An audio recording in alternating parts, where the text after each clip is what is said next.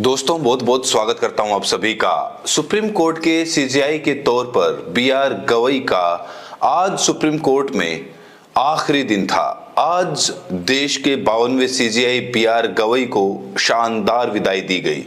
इस बात का अंदाजा आप इसी से लगा सकते हैं कि विदाई समारोह के लिए खास तौर से एक बेंच का गठन किया गया और इस बेंच में दो लोगों को रखा गया। इस बेंच में जस्टिस सूर्यकांत और विनोद चंद्रन शामिल थे। आज बी.आर. गवई ने सीजेआई के तौर पर सुप्रीम कोर्ट में आखिरी सुनवाई की। अपने कार्यकाल के आखिरी दिन पर कार्रवाई पर बैठते ही सीजेआई बी.आर. गवई भावुक नजर आए। दोस्तों आपको बता दें कि बी.आर. गवई 14 मई को देश के 52वें सीजेआई बने थे। यूं तो उनका कार्यकाल 23 नवंबर तक था। 23 नवंबर को उन्हें रिटायर होना था। 23 नवंबर को उनका विदाई समारोह था। चूंकि 23 नवंबर को रविवार का दिन पड़ता है, आज शनिवार है, लिहाजा Saturday Friday supreme court close होता है। इसीलिए बी.आर. गवई को 21 नवंबर यानी कि फ्राइडे के दिन ही जब सुप्रीम कोर्ट की सुनवाई चल रही थी, उसी दौरान बी.आर. गवई को विदा किया गया, वो भी नम आंखों से। दोस्तों इस बात का अंदाजा आप इसी से लगा सकते हैं कि एक वकील कार्रवाई के दौरान पहुंचे और उन्होंने इजाजत मांगी बी.आर. गवई से कि गवई साहब मैं आप पर फूलों की पंखुड़ियों की बारिश करना चाहता हूं।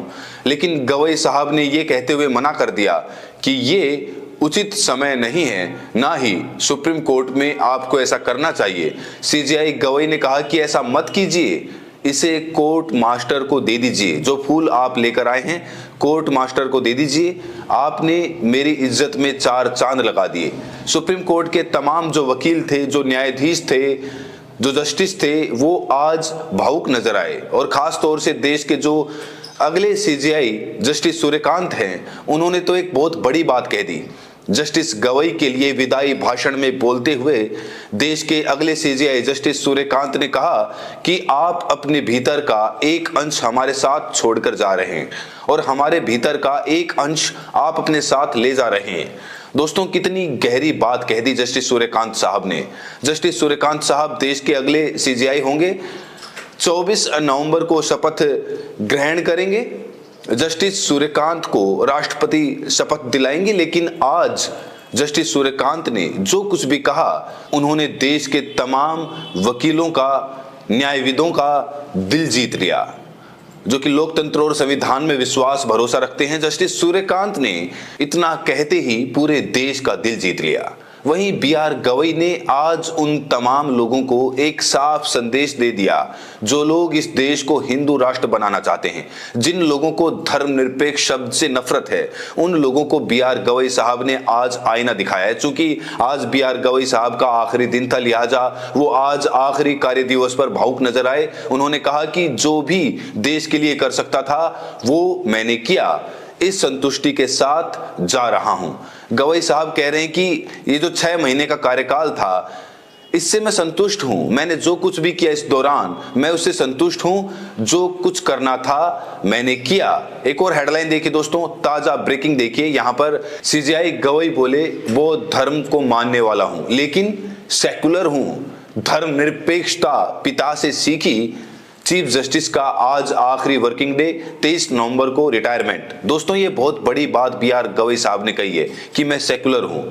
आज के दौर में जब मनुवादी विचारधारा हावी हो रही है, देश में ऐसी विचारधारा की सरकार है जो संविधान से नफरत करती हो, जो इस देश को हिंदू राष्ट्र बनाने पर बल देती हो, जो बाबाओं को प्रेरित करती है कि जाओ हिंदू राष्ट्र के लिए यात्रा करो, ऐसे दौर में अगर सीजेआई ये कह रहे हैं कि मैं सेकुलर हूं, धर्मनिरपेक्षता पिता से सीखी है, तो दोस्तों ये उन तमाम मनुवादियों के मुंह पर करारा तमाचा है जो इस देश को हिंदू राष्ट्र बनाना चाहते हैं।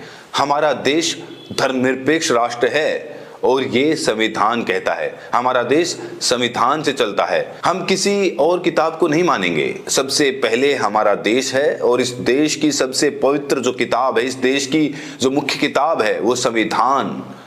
और जो लोग इस देश को हिंदू राष्ट्र बनाने का सपना देख रहे हैं, जब तक संविधान है तब तक ये देश हिंदू राष्ट्र नहीं बन सकता। आज विदाई समारोह को संबोधित करते हुए बी.आर. गवई ने कहा कि बौद्ध धर्म को मानता हूं, लेकिन वास्तव में एक पंथ निरपेक्ष इंसान हूं जो सभी धर्मों में आस्था रखता है। उन्होंने कहा कि खुद को एक सच्चा सेक्युलर व्यक्ति मानता हूं। सीजेआई गवई ने कहा कि सेक्युलर दृष्टिकोण मेरे पिता से मिला है जो डॉक्टर भीमराव अंबेडकर के सिद्धांतों का अनुसरण करते थे और बहुत सेक्युलर विचारों के व्यक्ति थे। उन्होंने बचपन को याद करते हुए कहा कि जब अपने पिता के साथ राजनीतिक कार्यक्रमों में जाता था तब लोग दरगाह या गुरुद्वारे भी ले जाते थे और मैं हमेशा वहां चला जाता था। ये गुरुद्वारे भी जाते थे, ये दरगाह भी जाते थे। ये बातें खुलेआम बी.आर. गवई साहब ने बताई हैं और जो ये बातें बता रहे हैं दोस्तों, उससे सिद्ध होता है कि बी.आर. गवई साहब हर धर्म का सम्मान करते हैं और इस देश में जो व्यक्ति भी रह रहा है उसे संविधान का पालन करना चाहिए। उसे किसी भी धर्म से नफरत नहीं करनी चाहिए, सबके साथ प्रेम भाव से रहना चाहिए। इस दौरान सीजेआई बी.आर. गवई ने भावुक होते हुए कहा कि आज जिस मुकाम पर हूं केवल संविधान और डॉक्टर भीमराव अंबेडकर के कारण संभव है। उन्होंने कहा कि न्यायपालिका के स्कूल में जमीन पर बैठकर पढ़ने वाला लड़का इस पद तक पहुंचे, इसकी कल्पना भी मुश्किल है। सीजेआई गवई ने कहा कि उन्होंने हमेशा भारतीय संविधान के 4 मूल स्तंभों न्याय, स्वतंत्रता, समानता, बंधुत्व को अपने कार्य और व्यवहार में उतारने की कोशिश की है। इतना ही नहीं, बी.आर. गवई ने कहा कि आप सभी को सुनने के बाद खासकर अटॉर्नी जनरल आर. वेंकटमणि और कपिल सिब्बल की कविताएं और आप सभी की गर्मजोशी से भरी भावनाएं सुनकर मेरी आवाज थम सी गई है। उन्होंने कहा कि जब मैं इस अदालत से आखिरी बार जाऊंगा, मैं इस अनुभूति के साथ जाऊंगा कि मैंने इस देश के लिए जो कुछ कर सकता था वो किया।